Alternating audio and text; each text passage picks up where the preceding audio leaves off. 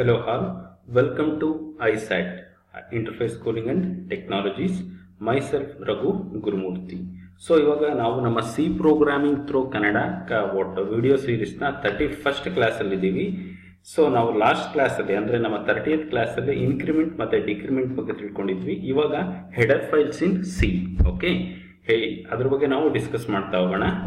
So ನಮ್ಮ ಸ್ಲೈಡ್ಸಿಗೆ ಬಂದು ಇಲ್ಲಿ ಪಾಯಿಂಟ್ಸ್ ನೋಡೋದಾದ್ರೆ ಹೆಡರ್ ಫೈಲ್ಸ್ ಬಗ್ಗೆ ಏನು ಹೇಳ್ತಾ ಇದ್ದಾರೆ ಅಂದರೆ files with .h extension are called header files in C ಅಂತ ಹೇಳ್ತಾ ಇದ್ದಾರೆ.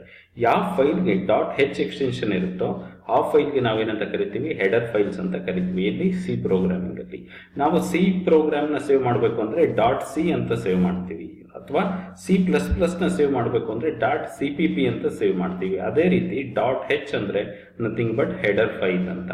ಓಕೆ, ನೆಕ್ಸ್ಟ್ ಪಾಯಿಂಟ್ ಏನು ಹೇಳ್ತಾ ಇದ್ದಾರೆ, these header files generally contain function declarations ಅಂತ ಹೇಳ್ತಾ ಇದ್ದಾರೆ. ಈ ಹೆಡರ್ ಫೈಲ್ಸ್ ಅಲ್ಲಿ ಏನಿರುತ್ತೆ ಜನರಲಿ ಅಂತಂದ್ರೆ ಫಂಕ್ಷನ್ ಡಿಕ್ಲರೇಷನ್ಸ್ ಇರುತ್ತೆ ಅಂತ ಹೇಳ್ತಾ ಇದ್ದಾರೆ. ಥರ್ಡ್ ಪಾಯಿಂಟ್ ಅಲ್ಲಿ by including header files we can use the functions which are available in header files ಅಂತ ಹೇಳ್ತಾ ಇದ್ದಾರೆ. ನಾವು ಹೆಡರ್ ಫೈಲ್ಸ್ ನ ಇನ್ಕ್ಲೂಡ್ ಮಾಡ್ಕೊಳ್ಳೋದ್ರಿಂದ ಏನ್ ಮಾಡ್ಬೋದು ಅಂತಂದ್ರೆ ಆ ಹೆಡರ್ ಫೈಲ್ಸ್ ಅಲ್ಲಿ ಇರುವಂತಹ ಫಂಕ್ಷನ್ಸ್ ನ ನಮ್ಮ ಪ್ರೋಗ್ರಾಮ್ ಅಲ್ಲಿ ನಾವೇನ್ ಮಾಡ್ಕೋಬಹುದು, ಯೂಸ್ ಮಾಡ್ಕೋಬಹುದು ಅಂತ ಹೇಳ್ತಾ ಇದ್ದಾರೆ. ಸೊ ಇದು ಎಕ್ಸಾಂಪಲ್ ನೋಡೋದಾದ್ರೆ ಯಾವ ರೀತಿ ಹೆಡರ್ ಫೈಲ್ಸ್ ನ ಇನ್ಕ್ಲೂಡ್ ಮಾಡ್ಕೋಬೇಕು ಅಂದ್ರೆ by using what hash include is the keyword. Okay, ಇಲ್ಲೇನ್ ಮಾಡ್ತಾ ಇದ್ದೀವಿ, ಹೆಡರ್ ಫೈಲ್ ನೇಮ್. ಇಲ್ಲೇನ್ ಮಾಡ್ತೀವಿ ನಾವು stdio.h, conio.h ಅಂತ ಡಿಫ್ರೆಂಟ್ ಹೆಡರ್ ಫೈಲ್ಸ್ ನ ಇನ್ಕ್ಲೂಡ್ ಮಾಡ್ತಾ ಹೋಗ್ತೀವಿ.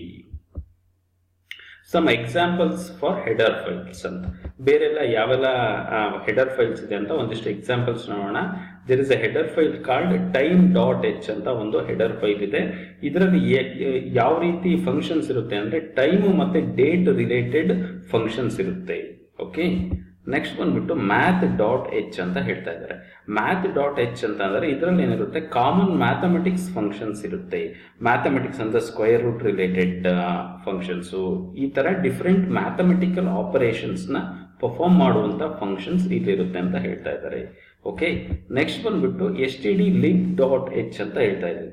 ಈ ಹೆಡರ್ ಫೈಲ್ ಅಲ್ಲಿ ಮೆಮೊರಿ ಮ್ಯಾನೇಜ್ಮೆಂಟ್ ಮತ್ತೆ ಪ್ರೋಗ್ರಾಮ್ ಯುಟಿಲಿಟೀಸ್ ಮತ್ತೆ ಸ್ಟ್ರಿಂಗ್ ಕನ್ವರ್ಷನ್ಸ್ ಮತ್ತೆ ರ್ಯಾಂಡಮ್ ನಂಬರ್ ಜನರೇಟ್ ಮಾಡುವಂತ ಡಿಫರೆಂಟ್ ಫಂಕ್ಷನ್ಸ್ ಇರುತ್ತೆ ಅಂತ ಹೇಳ್ತಾ ಇದ್ದಾರೆ. ಓಕೆ, ಫೋರ್ತ್ ಬಂದ್ಬಿಟ್ಟು stdio.h. ಈ ಹೆಡರ್ ಫೈಲ್ ಅಲ್ಲಿ ಇನ್ಪುಟ್ ಔಟ್ಪುಟ್ ಆಪರೇಷನ್ಸ್ ಮಾಡುವಂತ ಫಂಕ್ಷನ್ಸ್ ಇರುತ್ತೆ. ನಾವು ನೋಡಿದೀವಿ ನಮ್ಮ ಪ್ರೋಗ್ರಾಮ್ಗಳಲ್ಲಿ ಯಾವ ರೀತಿ ನಾವು stdio.h ನ ಯೂಸ್ ಮಾಡ್ತೀವಿ ಅಂತ. ಪ್ರಿಂಟ್ ಎಫ್ ಮತ್ತೆ ಸ್ಕ್ಯಾನ್ ಎಫ್ ಅಂತ ಏನು ಯೂಸ್ ಮಾಡ್ತಾ ಇದೀವಿ ಆ ಫಂಕ್ಷನ್ಸ್ ನೆಲ್ಲ ಎಲ್ಲಿ ಡಿಕ್ಲೇರ್ ಮಾಡಿರ್ತಾರೆ, stdio.h ಹೆಡರ್ ಫೈಲ್ ಅಲ್ಲಿ ಡಿಕ್ಲೇರ್ ಮಾಡಿರ್ತಾರೆ.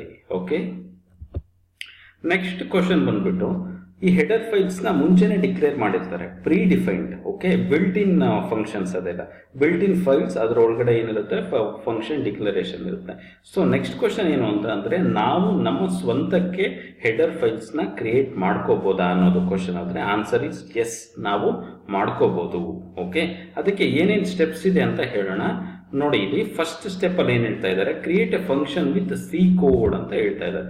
ಈ ತರ ಒಂದು ಫಂಕ್ಷನ್ ನ ಕ್ರಿಯೇಟ್ ಮಾಡ್ಕೋಬೇಕು ಬೈ ಯೂಸಿಂಗ್ ಸಿ. ನೋಡಿ, ಇಲ್ಲಿ ಪ್ರಿಂಟ್ ಅಡ್ರೆಸ್ ಅಂತ ಫಂಕ್ಷನ್ ನೇಮ್ ಇದೆ, ಇದು ಏನು ರಿಟರ್ನ್ ಮಾಡ್ತಾ ಇಲ್ಲ. ಮತ್ತೆ this is what function body. But ಇದು ಏನ್ ಮಾಡ್ತಾ ಇದೆ ಈ ಪ್ರೋಗ್ರಾಮ್ ಅಂದ್ರೆ ನಮ್ಮ ಇನ್ಸ್ಟಿಟ್ಯೂಟ್ ಅಡ್ರೆಸ್ ನ ಏನ್ ಮಾಡ್ತಾ ಇದೆ, ಡಿಸ್ಪ್ಲೇ ಮಾಡ್ತಾ ಇದೆ. ಓಕೆ, ನೆಕ್ಸ್ಟ್ ನೋಡೋದಾದ್ರೆ ಸ್ಟೆಪ್ 2 ನಲ್ಲಿ ಏನಿದೆ, ನಾವು ಆ ಫಂಕ್ಷನ್ ಬರೆದ್ಮೇಲೆ ಆ ಫಂಕ್ಷನ್ ನ ಸೇವ್ ಮಾಡಬೇಕು. ಯಾವ ರೀತಿ ಸೇವ್ ಮಾಡಬೇಕು ಅಂದ್ರೆ ವಿತ್ .h ಎಕ್ಸ್ಟೆನ್ಷನ್ ಇಂದ. ನಾನು ಅದನ್ನೇ ಮಾಡ್ತಾ ಇದ್ದೀನಿ, ಇಲ್ಲಿ isat.h ಅಂತ ಸೇವ್ ಮಾಡ್ತಾ ಇದ್ದೀನಿ. ಇದು ಬಂದ್ಬಿಟ್ಟು ಫುಲ್ ಸ್ಟಾಪ್, ಇದನ್ನ ನಾವು ಕನ್ಸಿಡರ್ ಮಾಡಬಾರ್ದು. ಓಕೆ, ನಾವು ಮಾಡಬೇಕಾಗಿರೋದೇನು isat.h. ಓಕೆ, ನೆಕ್ಸ್ಟ್ ಸ್ಟೆಪ್ ಅಲ್ಲಿ ಏನ್ ಮಾಡ್ತಾ ಇದೀವಿ ನಾವು, extension should be .h. Okay, ನಾವು ಇದನ್ನ ರಿಮೈಂಡರ್ ಆಗಿ ಇಟ್ಕೊಂಡಿರ್ಬೇಕು. ನೆಕ್ಸ್ಟ್ ಕಂಪೈಲ್ ಮಾಡಬೇಕು. ಇನ್ ಕೇಸ್ ಅದರಲ್ಲಿ ಏನಾದರೂ ಕಂಪೈಲೇಷನ್ ಎರರ್ ಇದೆಯಾ ಅಂತ ನೋಡ್ಕೊಂಡು ಏನ್ ಮಾಡಬೇಕಾಗುತ್ತೆ, we need to compile it. Okay, step 3 ನಲ್ಲಿ ಏನ್ ಹೇಳ್ತಾ ಇದ್ದಾರೆ ಅಂತ ಅಂದ್ರೆ ನಾವು ನಮ್ಮ ಮೈನ್ ಪ್ರೋಗ್ರಾಮ್ ಬರೀಬೇಕು. ಆ ಪ್ರೋಗ್ರಾಮ್ ಅಲ್ಲಿ ನಾವು ಬರ್ದಿರೋ ಅಂತಹ ಹೆಡರ್ ಫೈಲ್ ಅಂದ್ರೆ ಯೂಸರ್ ಡಿಫೈನ್ಡ್ ಹೆಡರ್ ಫೈಲ್ ನ ಇನ್ಕ್ಲೂಡ್ ಮಾಡ್ಕೋಬೇಕು. ನೋಡಿ, ಇಲ್ಲಿ ಮಾಡ್ಕೊಂಡಿದೀವಿ include ಇಲ್ಲಿ ಡಬಲ್ ಕೋಟಲ್ಲಿ ಐಸ್ಯಾಟ್ ಡಾಟ್ ಹೆಚ್ ಅಂತ. ಸೊ ಇಲ್ಲಿ ಮೇಲ್ಗಡೆ ಹೇಳ್ಬೇಕು ಅಂತಂದ್ರೆ ನಾವು greater than lesser then symbol ಮಧ್ಯದಲ್ಲಿ ಹಾಕ್ತಾ ಇದೀವಿ. ಇಲ್ಲಿ ನಮ್ಮ ಯೂಸರ್ ಡಿಫೈನ್ಡ್ ಡೇಟಾ ಟೈಪ್ ನ ನಾವು ಯಾವ್ದ್ರಲ್ಲಿ ಹಾಕೊಂತ ಇದೀವಿ, ಡಬಲ್ ಕೋಟ್ ಮಧ್ಯದಲ್ಲಿ ಹಾಕ್ತಾ ಇದೀವಿ. Okay, this is what our main program. ಇದೇನ್ ಹೇಳ್ತಾ ಇದ್ದಾರೆ, include our new header file. Okay, ಇಲ್ಲಿ ಇನ್ಕ್ಲೂಡ್ ಮಾಡ್ಕೊಂಡಿದ್ದೀವಿ. ನೆಕ್ಸ್ಟ್ ಏನ್ ಹೇಳ್ತಾ ಇದ್ದಾರೆ, instead of writing isat dot h with in what these brackets, what we need to do, we need to use double quotes. ಅವುಗಳನ್ನ use ಮಾಡ್ಕೋಬೇಕು.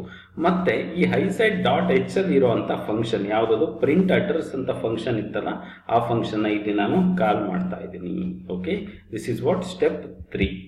Note both files isat.h and user defined header.c ಅಂತ ಅಂದ್ರೆ ನಮ್ದು main function main program ಮತ್ತೆ header file ಎರಡೂ ಸಹ ಒಂದೇ folder ಅಲ್ಲಿ ಇರಬೇಕು ಅಂತ ಹೇಳ್ತಾ ಇದ್ದಾರೆ. This is what note. Okay, ಇವಾಗ ನೆಕ್ಸ್ಟ್ ಕ್ವಶನ್ಸ್ ಗೆ ಹೋಗ್ಲಿಕ್ಕಿಂತ ಮುಂಚೆ ನಾವು ಇದನ್ನ ಡಿಸ್ಕಸ್ ಮಾಡೋಣ ಪ್ರೋಗ್ರಾಮೆಟಿಕಲಿ. ನೋಡಿ, ಇಲ್ಲಿ ಏನಿದೆ, ಈ ಪ್ರಿಂಟ್ ಅಡ್ರೆಸ್ ಅನ್ನೋದು ಒಂದು ಫಂಕ್ಷನ್. ಈ ಫಂಕ್ಷನ್ನ ನಾನು ಏನು ಮಾಡ್ತಾ ಇದ್ದೀನಿ ಅಂತ ಅಂದರೆ, ಪದೇ ಪದೇ ನಾನು ನನ್ನ ಎಲ್ಲ ಪ್ರೋಗ್ರಾಮ್ಗಳಲ್ಲೂ ನಾನು ಅಡ್ರೆಸ್ ಪ್ರಿಂಟ್ ಮಾಡ್ಲಿಕ್ಕೆ ಆಗಲ್ಲ. ಸೊ ಎಲ್ಲೆಲ್ಲಿ ನಾನು ಅಡ್ರೆಸ್ ಪ್ರಿಂಟ್ ಮಾಡಬೇಕು ಅಲ್ಲೇನು ಮಾಡ್ತೀನಿ, ನಾನು ಹೆಡರ್ ಫೈಲ್ನ ಇನ್ಕ್ಲೂಡ್ ಮಾಡಿಕೊಂಡು ನನ್ನ ಫಂಕ್ಷನ್ನ ಕಾಲ್ ಮಾಡ್ತಾ ಹೋಗ್ಬಿಡ್ತೀನಿ. ಸೊ ಇಲ್ಲಿ ನಾನು ಏನು ಮಾಡ್ತಾ ಇದ್ದೀನಿ ಅಂದರೆ, ದಿಸ್ ಇಸ್ ವಾಟ್, ಈ ನನ್ನ ಫಂಕ್ಷನ್ನ ಏನು ಮಾಡ್ತಾ ಇದ್ದೀನಿ ನಾನು, ಐಸ್ಯಾಟ್ ಡಾಟ್ ಹೆಚ್ ಅನ್ನೋ ಒಂದು ಫೈಲಲ್ಲಿ ಸೇವ್ ಮಾಡ್ತಾ ಇದ್ದೀನಿ. ಹೆಚ್ ಅಂದರೆ ಹೆಡರ್ ಫೈಲ್. ಇಲ್ಲಿ ನೋಡೋಣ, ಓಪನ್ ಕಂಟೈನಿಂಗ್ ಫೋಲ್ಡರ್ ಅಂತ ಅಂದರೆ ಎಲ್ಲಿ ಇದೆ ಅನ್ನೋದು ಓಪನ್ ಆಗಿದೆ. ಇಲ್ಲಿ ಏನು ಮಾಡಬೇಕು, ನಾವು ನೋಡ್ಕೋಬೇಕಾಗುತ್ತೆ. ಐಸ್ಯಾಟ್ ಡಾಟ್ ಹೆಚ್ ನೋಡಿ, ಇಲ್ಲಿ ಹೆಡರ್ ಫೈಲ್. ಇಲ್ಲಿ ನೋಡಿ, ಎಕ್ಸ್ಟೆನ್ಷನ್ ನೇಮ್ ಏನಿದೆ ಅನ್ನೋದು ಗೊತ್ತಾಗುತ್ತೆ. ಇಲ್ಲಿ ಸಿ ಹೆಡರ್ ಫೈಲ್ ಅಂತ ಇದೆ, ಆಯ್ತಾ. ಸಿ ಅದೇ ಡಾಟ್ ಸಿ ಅಂತ ನಾವು ಸೇವ್ ಮಾಡಿದ್ರೆ ಏನಿರುತ್ತೆ, ಸಿ ಸೋರ್ಸ್ ಫೈಲ್ ಅಂತ ಇರುತ್ತೆ, ಆಯ್ತಾ. ಸಿ ನೆಕ್ಸ್ಟ್ ಇವಾಗ ನಾವು ಏನು ಮಾಡ್ಬೋದು, ಯೂಸರ್ ಡಿಫೈನ್ಡ್ ಹೆಡರ್ ಅಂದ್ರೆ ಇಲ್ಲಿ ಹೆಡರ್ ಫೈಲ್ನ ಡಿಫೈನ್ ಮಾಡಿದ್ದಾಯ್ತು. ಓಕೆ, ಸೇವ್ ಮಾಡಿದ್ದು ಆಯ್ತು, ಐಸ್ಯಾಟ್ ಡಾಟ್ ಹೆಚ್ ಅಂತ. ನೆಕ್ಸ್ಟ್ ಅದಾದ್ಮೇಲೆ ಏನು ಮಾಡ್ತಾ ಇದ್ದೀನಿ ಅಂದರೆ, ನನ್ನ ಮೈನ್ ಪ್ರೋಗ್ರಾಮ್ನ ಬರಿತಾ ಇದ್ದೀನಿ. ಇಲ್ಲಿ ನಾನು stdio ಡಾಟ್ ಹೆಚ್ ಇದು ಬಂದ್ಬಿಟ್ಟು built in, okay, built in header file ಇದು, ಆಯ್ತಾ.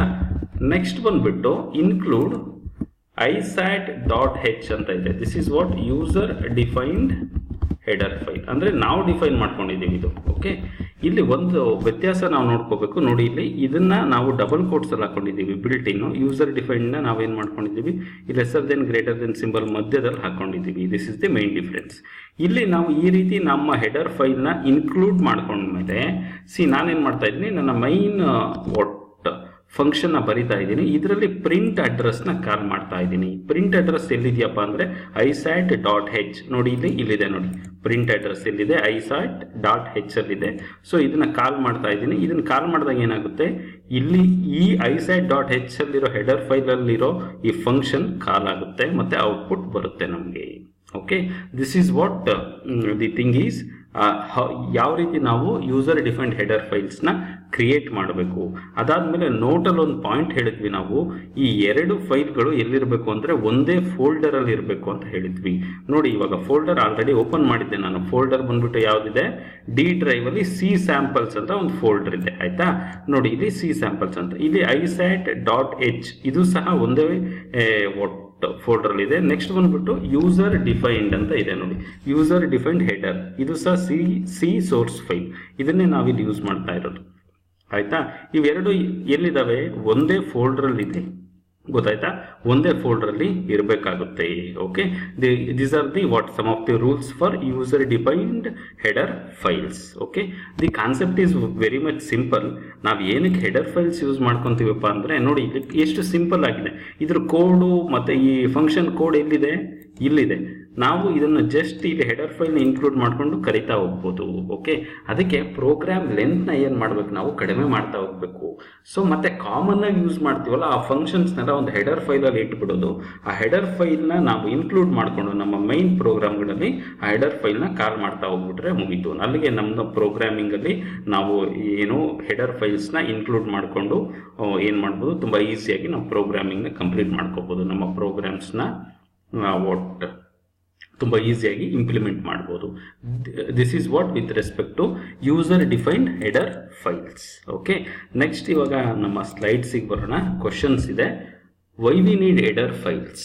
ಓಕೆ, ಹೆಡರ್ ಫೈಲ್ಸ್ ಏನಕ್ಕೆ ಬೇಕಪ್ಪ ಅಂತ ಅಂದರೆ, ನಾವು ಡೇ ಟು ಡೇ ಪದೇ ಪದೇ ಯೂಸ್ ಮಾಡುವಂಥ ಫಂಕ್ಷನ್ಸ್ನೆಲ್ಲನ ಒಂದು ಫೈಲಲ್ಲಿ ಸೇವ್ ಮಾಡ್ಕೊಂಡು ಇಟ್ಕೊಂಡಿರ್ತೀವಿ.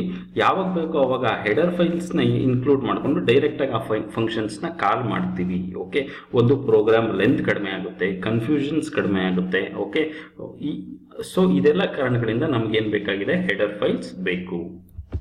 Next, can we able to write our own header file? Oh yes, of course. Okay, ಇವಾಗ ತಾನೇ ನೋಡಿದ್ದೀವಿ, ನಾವು ಬರಿಬೋದಾಗಿದೆ. Okay, what these are what the questions. So ನಾವು ಇವಾಗ we came for what end of our slides. ನಾನು ಈ ಕ್ಲಾಸ್ನ ಇಲ್ಲಿಗೆ ವೈಂಡ್ ಅಪ್ ಮಾಡ್ತಾ ಇದ್ದೀನಿ. Thank you for listening.